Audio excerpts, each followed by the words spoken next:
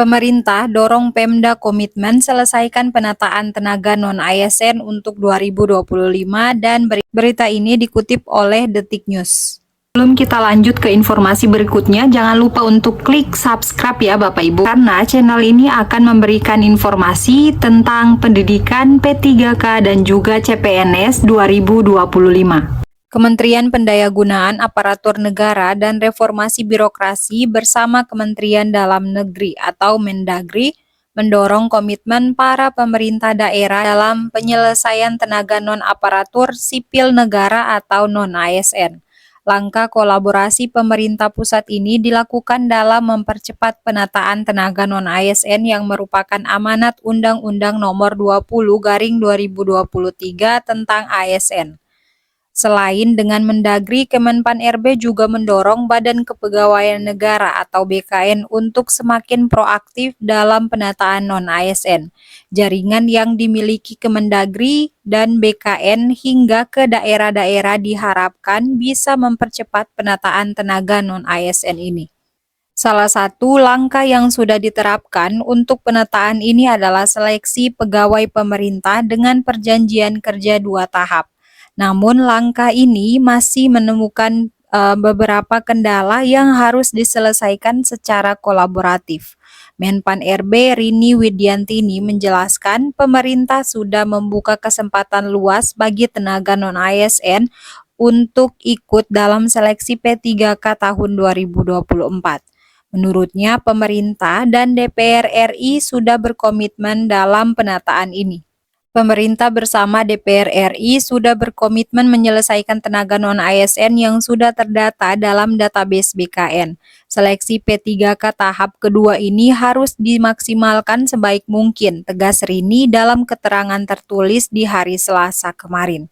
PLT Deputi Bidang SDM Aparatur Kementerian Pan-RB Abbas Subagja menjelaskan strategi kolaborasi dengan Mendagri dalam akselerasi penataan non-ASN.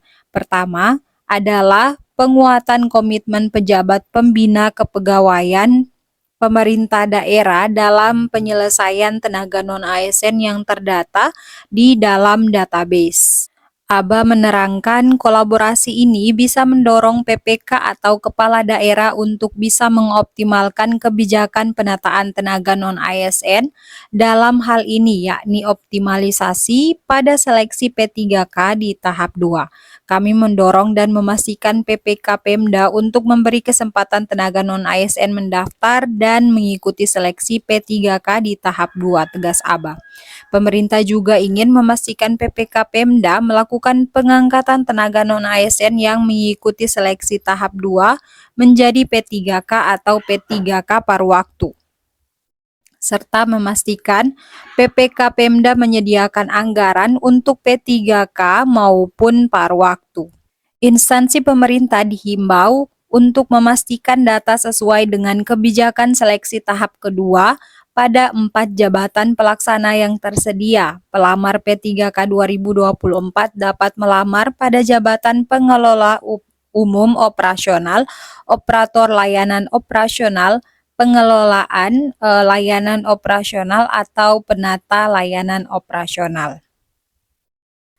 Tenaga non-ASN yang bisa mendaftar pada seleksi di tahap 2 ini adalah tenaga non-ASN database BKN yang dinyatakan tidak memenuhi syarat atau TMS pada seleksi administrasi P3K tahap 1. Tenaga non-ASN database BKN yang dinyatakan tidak memenuhi syarat pada seleksi administrasi pengadaan CPNS, serta tenaga non-ASN database BKN yang belum melamar pada seleksi pengadaan ASN manapun. PLT Kepala BKN Haryomo Dwi Putranto mendukung kolaborasi ini. Jajaran BKN regional berkolaborasi dengan Badan Kepegawaian Daerah, siap untuk percepatan penataan tenaga non-ASN. Sementara tenaga ahli Mendagri Suhajar Diantoro menjelaskan akan mengambil langkah cepat dan tepat untuk mendorong Pemda memberikan kesempatan bagi tenaga non-ASN mengikuti seleksi P3K di tahap 2. Sebab penyelesaian penataan tenaga non-ASN adalah amanat undang-undang yang sudah disepakati secara kolektif. Kami mendukung optimalisasi pendaftaran non-ASN pada seleksi P3K di tahap 2 dan mendorong PPK Pemda agar non-ASN di instansinya bisa mendaftar seleksi ini, pungkasnya.